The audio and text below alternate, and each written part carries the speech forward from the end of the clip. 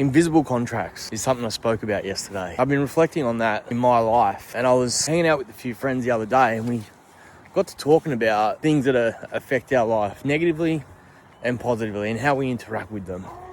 And I brought up hidden contracts, and we got to talking about where in the world are we ourselves fully, and football, coaching football, soccer, is a place where I really thrive. I'm fully myself. And I made a comment about how I didn't trust the adults. And then I realised that I don't really trust adults at all. And that's my inner child that is telling me that adults aren't safe.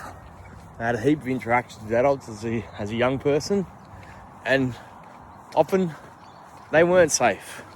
And there's times where it has been protective, but my invisible pattern is that I believe adults are not safe, so I don't trust them. And it takes time for trust to build. And that's probably true for all of us. But something they said to me is, do I give them tests? And it's probably true. And when we separated, one of the people in the room had drawn something up. So we have our spirit, our self, and our soul. And she'd drawn my spirit, myself, my soul, and her spirit, herself, and her soul. And there was this little grey line that sat in between the two of us. And she's like, what's that?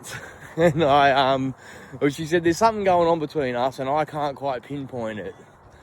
And I go, oh, this is what it is. And it was this energy around me not trusting older women and being expected to be let down, which goes back to my mother, but it also goes back to other women that I've had in my life that I've opened up to as mothers who have been older women who ironically were probably looking for a son at the time, and the pattern was inevitably going to play out at some point because they had a pattern of letting their kids down, and I got let down in those moments. And whether that's actually true or not is perception, right?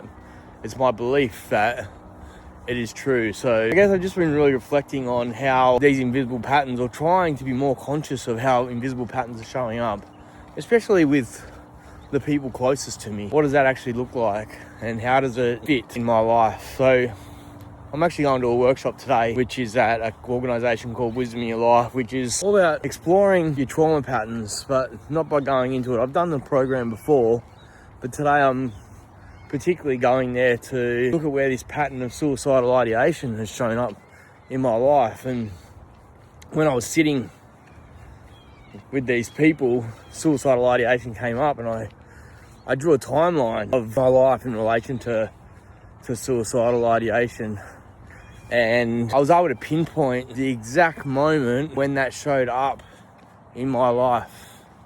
And it was when I was at my lowest. I had been involved in a workplace accident. Someone had died in my arms. I was not in a good space mentally. I had PTSD and I had comorbid depression, and I was on antidepressants and all the things, and I actually just took my car and took off and then turned around and drove it into a pole. And obviously God wants me here because I'm still here, right? So I've been feeling a little bit heavy about that, but I'm also a little bit excited to do the work. Like it's never easy, and it's not like going in for an hour and then coming out and then having a 2-week break and then doing another hour. This is going to be 16 hours, 2 full days of diving in to work through the stuff that is an invisible pattern that I have a part of me, and Richard Swartz talks about this. I have a part of me that in order to keep me safe from the hurt that I'm feeling,